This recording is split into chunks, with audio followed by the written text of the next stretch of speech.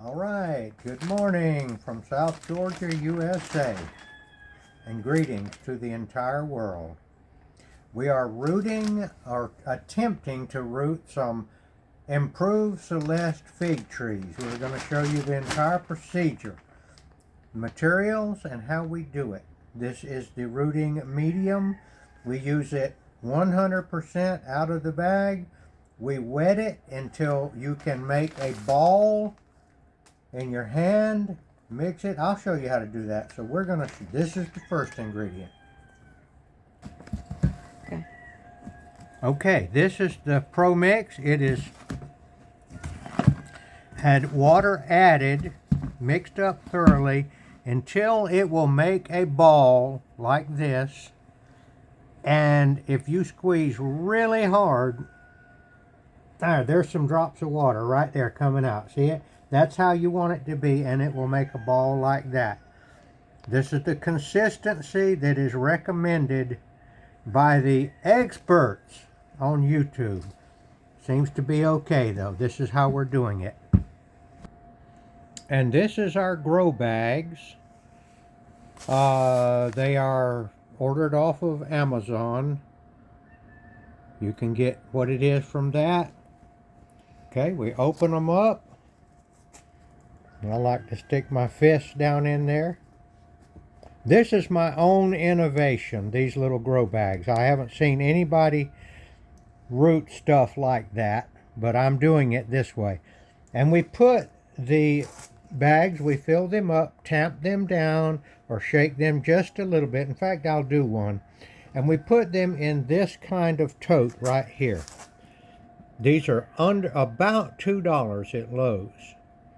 And of course it can be used over and over again. Okay, now I'm going to walk over there in a second to the ones that I have used and explain something about that. All right, here is one that I did on the January the 12th. So that, and it's February the 16th now, so that's about a month and 4 days or so. And you can see they're working well. You can take them out quite easily to inspect them. Make sure that I make sure the roots are not growing through the bag into the other plants. I also can inspect them, and there's moisture on the inside, and you can see that this is not completely dry.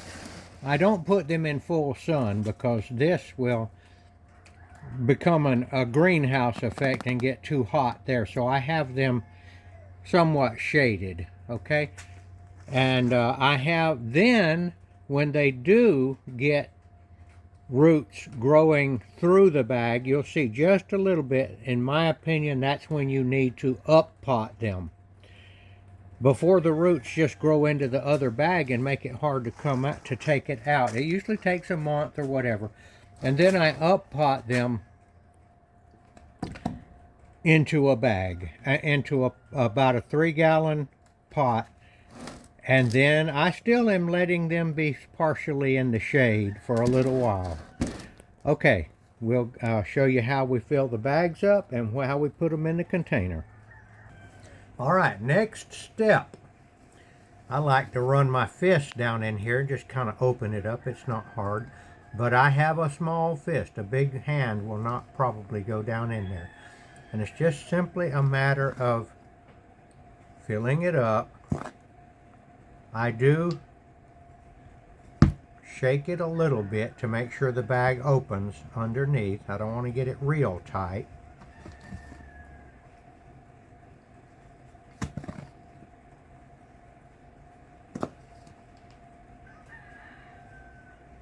Don't want to pack it down too tight, I don't think.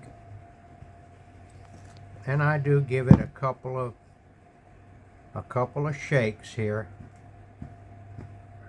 Put a little bit more. I like to get it almost full. Okay.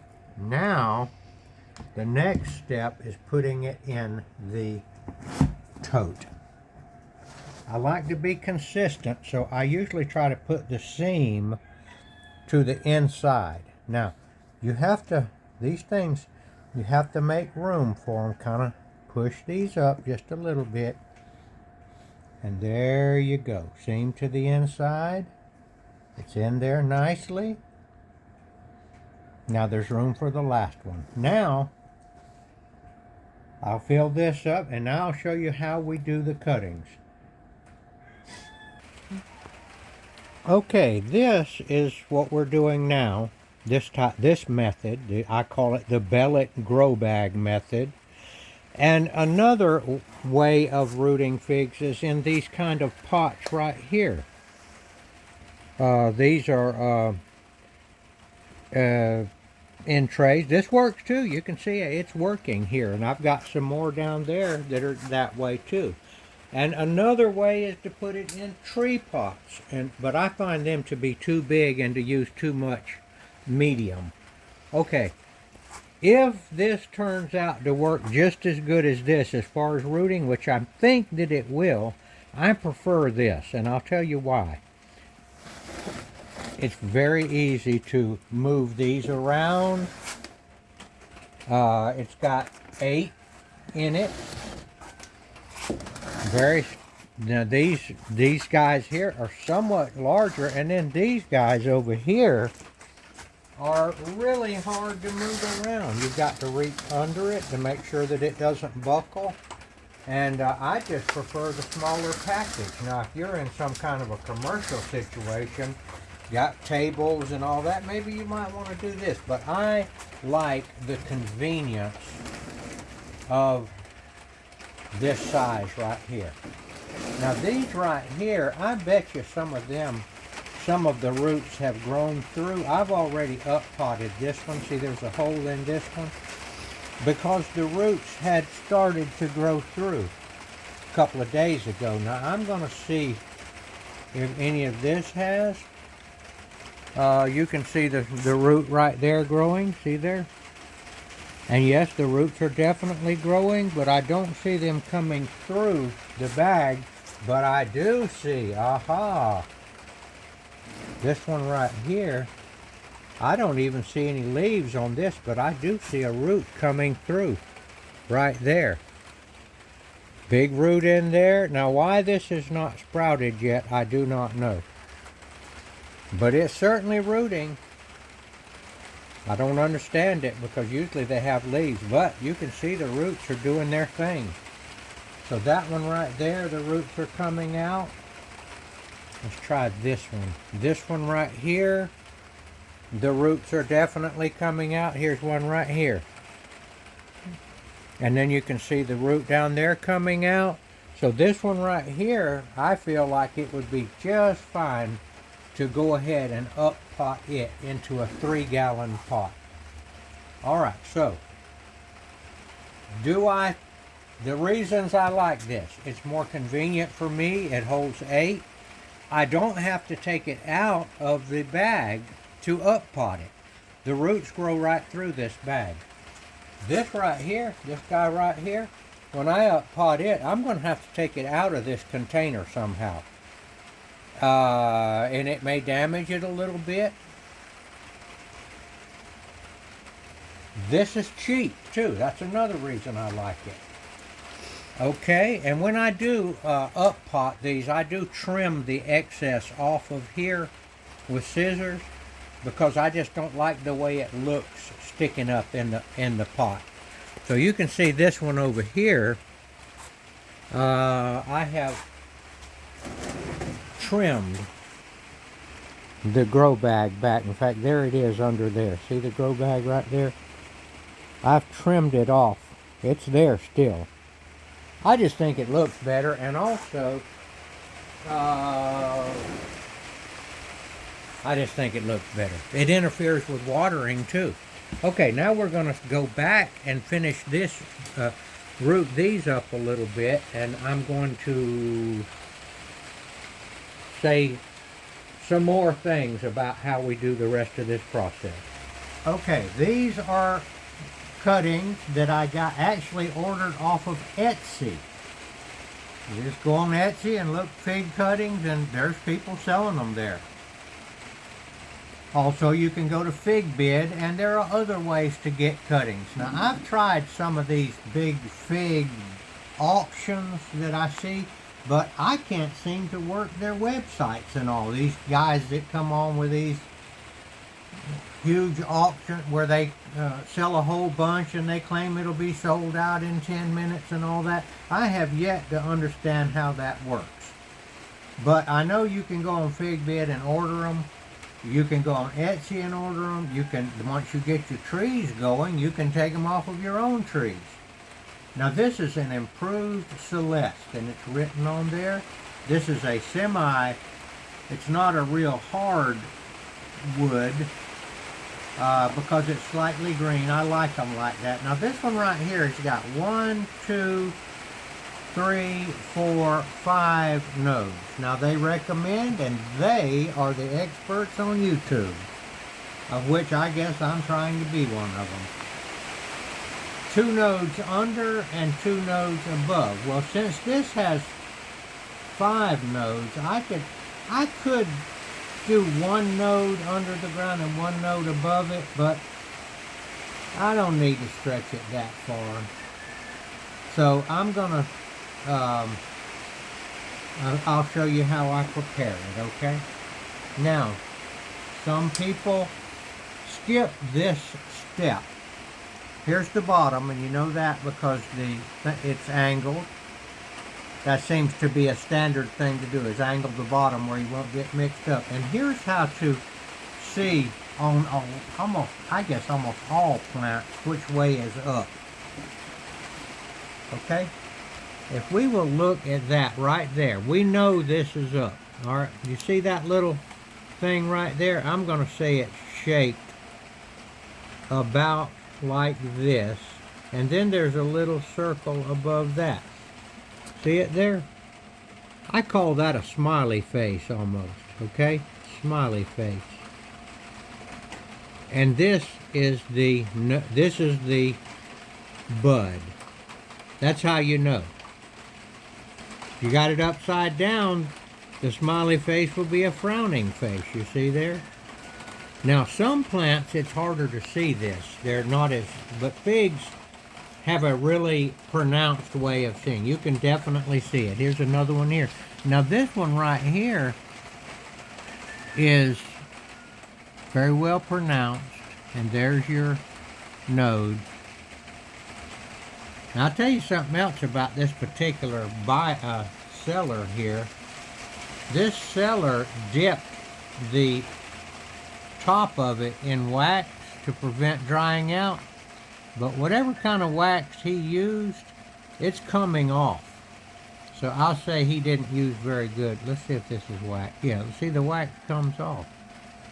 I don't use wax, I use paraffin. Okay, now, so we're going to take this cutting and we're going to go ahead and put, there's one here, 1, 2, 3. We're going to put all of these 3 under the dirt. Now I'm going to show here, yes, it will work all the way to the bottom, and there'll be 2 nodes above.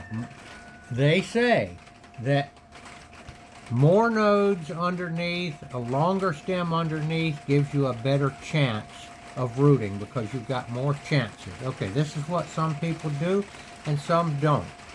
And that is to scrape a wound in it. I do it. I don't scrape it very deep. Now that's my 3. 1, 2. I'll scrape a little bit there. Don't scrape the node itself now. See there? You don't cut that. Roots will come out of this, or a bud will come out of it, depending on what you're doing with it. Now, the parafilm. Gonna have to pause to get the rest of my materials. Alright, the purpose of the parafilm. The part that goes above the ground, we wrap in parafilm to keep this from drying out. Now, you don't have to do that. People rooted figs with none of this stuff, just stuck them in the ground for thousands of years. But supposedly this helps with the percentage rooting. Now this one did have wax on it, but 3 types of parafilm. This is the parafilm M. This is a laboratory film, it says. It has a lot of stuff on it for a pretty cheap amount of money, 250 feet. And I usually cut it in half. So I got 500 feet of parafilm right here.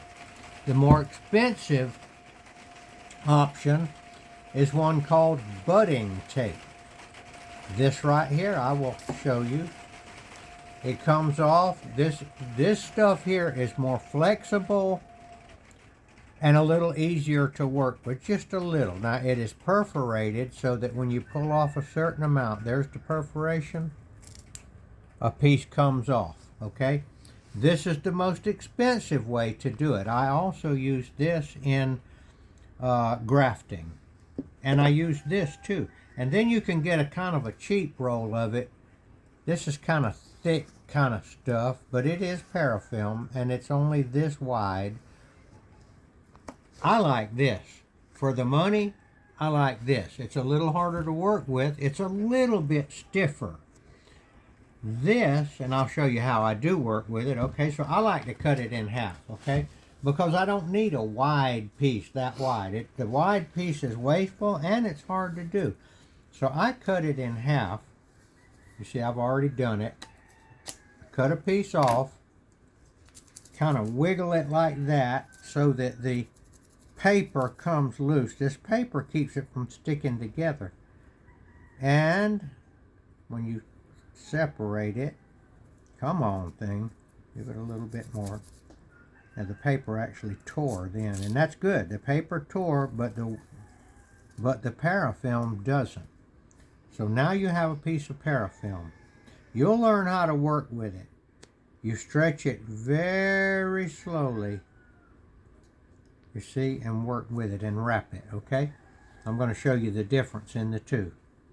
Now I have started where I think that it's going to be in the ground, which is the 2 nodes here. So here we go. Stretch it. You want 1 layer over the node. Do not cover the node twice. Now the node will still come out. I have proven that by covering it accidentally with 2. But you're making the bud work a little bit too hard. Now at the top, we want to go around it, get it wrapped good, and then over itself, and it kind of sticks together. That is the parafilm M, which is my go-to way. I think it's, if you do a lot of stuff, like I do a lot of grafting of persimmon trees, this saves me money right here. This budding tape is the original product, and I'm going to wrap one with this and show you the difference. This is easier to work with. It stretches thinner, but I feel like that it so I'm going to do one with the budding tape now, and I'll show you how it works. Okay, so here we go. Show you that I'm going to do this one. There's 1, 2 nodes, and then 2 above. This one here is going to be way down there because the nodes are a long way apart. Look at that. Okay, so we're going to go right here. Now this stuff here stretches very uniformly, and it stretches further before it breaks. See there, I'm going way out there. Go too far to break now, but stretching it a long way like this makes it go further. Don't break it, don't break it. Come on, come on, come on, come on, get over that bud. I don't know if I'm gonna have enough here. Get over this bud right here. Like I said before, you can do this without anything. You can do it with wax. Now see, I didn't have enough to go over the top right here. I was doing it for demonstration purposes, okay? But I'm going to have to go over the top. I use this little stuff right here. All right, now come on. Well, it's supposed to be easier to work with, but I actually kind of monked it up a little bit.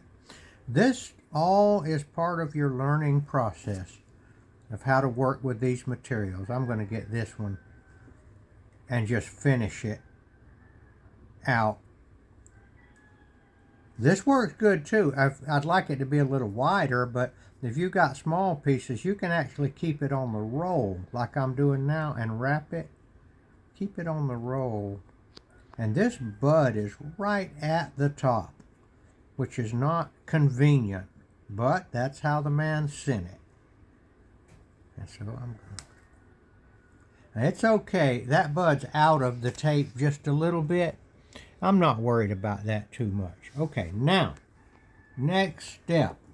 The Clonex goes next.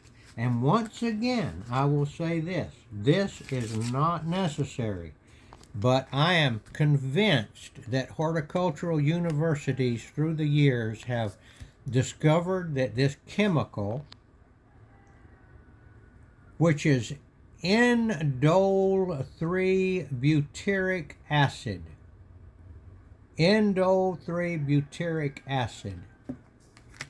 Now here's another type. Here, this is dry. That's from Walmart. Now this ingredient here is the same thing. Indole 3-butyric acid. 0.1%. Let's see what this is in percentage. This is butyric acid 0.31%. So it's 3 times more concentrated than in this one. They both work. I've seen different videos saying that this works better than that. I don't know. Remember, it'll root without any of this stuff. So this is, I do like the Clonex. Now on the Clonex, you have to put it on, and then it's good to let it dry a little bit before you stick it in the rooting medium. But this, and I keep this in the refrigerator here. This dry stuff I don't. Now I'm just painting just a very thin layer of this on the wounded areas. It won't hurt to get it on the other areas too. Now this right here, I don't guess he put wax on it. It almost looks like paint. I haven't bought from this guy before, so I'm not sure what he did or how he did it.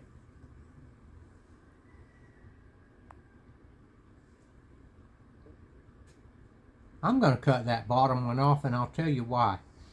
There's still 2 nodes here, and it's actually a little bit longer than I want. And I would like to get a fresh cut down here. So I'm going to get a fresh cut right there. I've still got 2 nodes under the ground. That's fine, under the rooting hormone. So there it is right there. The parafilm's wrapping it. It'll go into the dirt that far. The indole butyric acid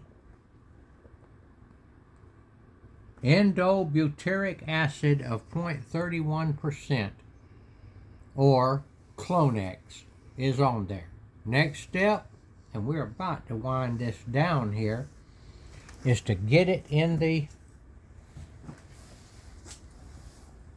pot. Alright, so I like to wallow out. Now this one here is going to go in pretty far, just a little hole. And stick it down till it's right about where both of them are. I like to take a little bit and do there. Now that's it, other than labeling it. Now I will tell you this. You can actually label these grow bags. Let me show you.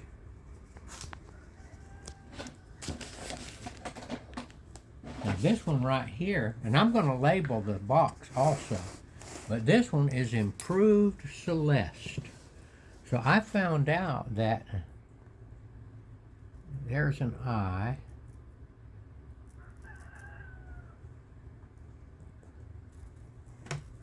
Improved CEL.